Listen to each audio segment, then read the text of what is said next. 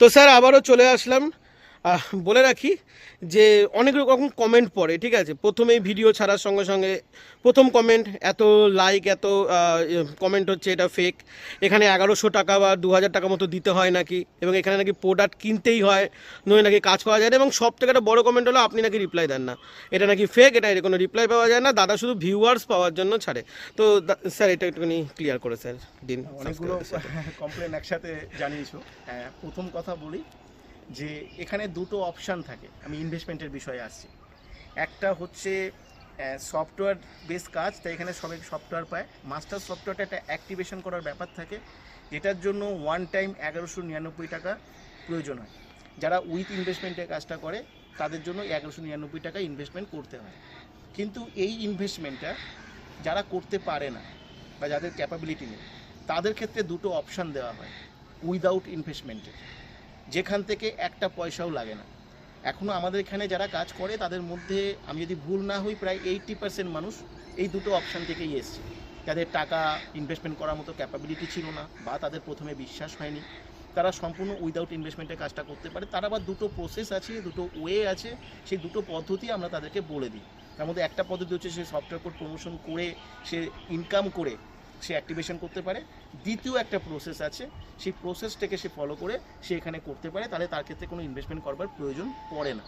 এবার কেউ হয়তো 1199 টাকা উইথ ইনভেস্টমেন্টের অপশানটাই দেখে, কিন্তু এই যে দ্বিতীয় যে অপশানটা ফ্রিতে যে অপশানটা আমি বলছি, সেটা কিন্তু আমরা সবসময় প্রেফার করি এবং আমরা সবাইকে আমরা নিজেরাও বলি, বহুবার বলেছি যে উইদাউট ইনভেস্টমেন্টের যে অপশানটা আছে, যেখান থেকে ওই 1199 টাকাটা সেখান থেকে আর্নিং করতে পারে, যার যে প্রসেস আছে সেখান থেকে সে করুক না। মানে 1199 টাকা দিলে কি কোনো বেশি সুবিধা পাবে, আর না যে দেবে না সে কি কম সুবিধা পাবে, সে কি আর্নিং করতে পারবে না? সফটওয়্যারের ক্ষেত্রে সফটওয়্যার বোঝে না কখনো যে কে টাকা দিল আর কে টাকা দিল না।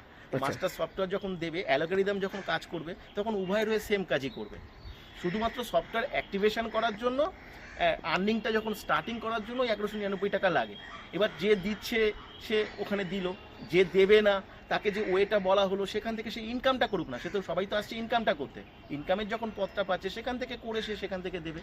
তো এখানে কি কোনো প্রোডাক্ট কিনতে হয় প্রথমেই? মানে এটা অনেকে বলে যে নেটওয়ার্ক মার্কেটিং বা ওই মার্কেটিংয়ের মতো, যে এখানে প্রথমে প্রোডাক্ট প্রথমে কিনতে হয় বা 10টা লোককে আরও জয়েন করাতে হয়, এটা ব্যাপারে একটুখানি স্যার প্রথম খোলসা করে কথা দিন। দেখো, এখানে তো পুরো একটা সাইলেন্ট ডিজিটাল প্রসেস। এখানে কেউ কাউকে কোনোদিন জয়েনিং করাতেই পারবে না, কেন এখানে যারা অ্যাপ্লাই করে তারাও এখানে এলিজিবল হয়, সেটা সিস্টেম করে। কোনো মানুষ তাকে এলিজিবল করতে পারবে না। তো জয়েনটা কী করে কেউ করবে? এখানে কোনো জয়েনিং তো কেউ করাতেই পারবে না, ফার্স্ট। সেকেন্ড হচ্ছে কেউ কোনো মার্কেটিংও করতে পারে না, কেন এখানে জয়েনিং মার্কেটিং এটা পুরো রেস্ট্রিক্টেড। এটা একটা সাইলেন্ট ডিজিটাল প্রসেস। যে কাজ করে তার হোয়াটসঅ্যাপ নাম্বার, কন্ট্যাক্ট নাম্বার কখনো ইউজ হয় না সফটওয়্যার কোড প্রমোশন করাকালীন। তাহলে এখানে কেন জয়েনিং করাবে, কেন সে কী করে সে সেল করবে, প্রশ্নই নেই। এবার একটা ব্যাপার হচ্ছে প্রোডাক্টটা। এখানে দেখো একটা ছোট্ট এক্সাম্পল দিই, তাহলে পুরো বিষয়টা বুঝতে পারবে যে কনফিউশনটা কেন তৈরি হয়েছে। তুমি একজন ইউটিউবার, তা তুমি ইউটিউবে ভিডিও আপলোড করো, সেখান থেকে অ্যাড জেনারেট হয়, অ্যাডের থেকে রেভিনিউ জেনারেট হয়, সেখান থেকে তোমার ইনকাম হয়, ঠিক আছে। এবং যে অ্যাডগুলো হয় সেটা কোনো না কোনো কোম্পানির কোনো না কোনো প্রোডাক্ট তারা প্রমোশন করে, তা ঘুরিয়ে ফিরিয়ে দেখা যায় সেই সেলিং থেকেই তোমার একটা রেভিনিউ জেনারেট হচ্ছে। কিন্তু তুমি একজন ইউটিউবার হিসাবে তুমি কি কোনো প্রোডাক্ট সেল করো? তুমি কি কোনো কিছু মার্কেটিং করো? নিশ্চয়ই করো না। ই কমার্স প্রজেকশন একটা অ্যালগরিদম, যে অ্যালগরিদমকে যে রেভিনিউটা জেনারেট হয় সেটা একটা প্রোডাক্ট থেকেই হয়।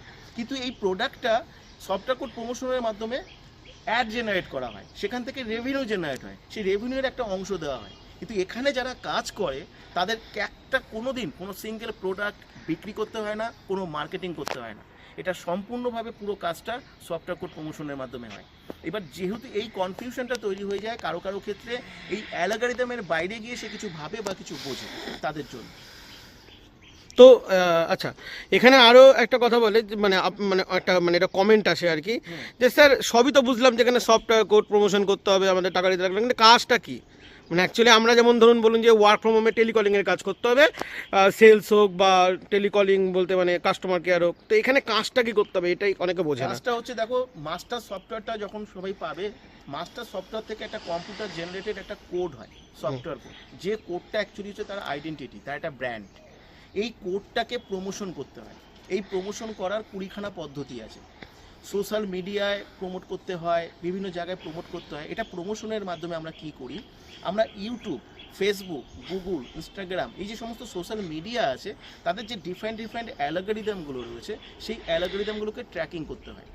এবার কোডটা কীভাবে প্রমোশন করতে হয় সেটা ফার্স্ট আমরা জুমের ক্লাস থেকেই তাদেরকে দেখাই, এবং যেদিন থেকে সেটাকে ইমপ্লিমেন্ট করবে সেদিন থেকে তার আর্নিং জেনারেট হতে শুরু করে, তার অ্যালগরিদম ট্র্যাক হতে শুরু করে।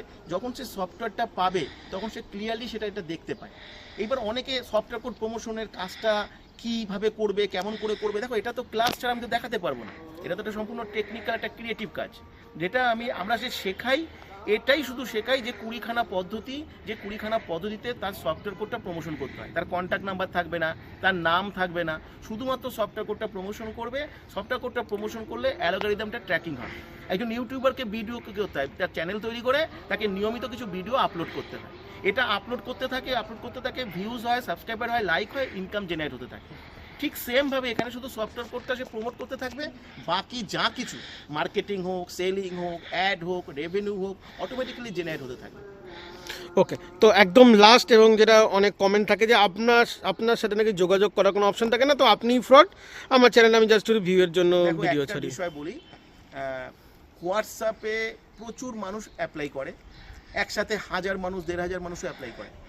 প্রত্যেককে আমরা রেসপন্স দিই, রেসপন্সটা আমরা দিই হয়তো কারো 1 দিন 2 দিন 3 দিন সময় লাগে। ধরো আমার ক্লাসটা ধরো সানডে, এবার কেউ হয়তো অ্যাপ্লাই করেছে সোমবার, এবার আমি তাকে তো ক্লাসের ডেটটাও দেওয়া হয়, হয়তো 2 দিন 3 দিন পরে হয়তো সে মেসেজটা পায় বা ইনফরমেশানটা পায়। ওই যে 2 দিন 3 দিন সে কোনো রেসপন্স পেলো না, তখন সে মনে করলো কি এটা ফ্রড।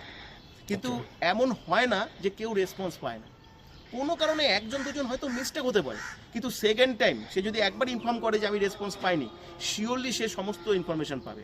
সব বয়স সীমা ক্রাইটেরিয়া কি আছে? বয়স সীমা তোমার 20 বছরের নিচে কেউ অ্যাপ্লাই করবে না, 20 বছরের উপরে কোনো লিমিটেশন নেই, যে কোনো বয়সের মানুষ করতে পারে।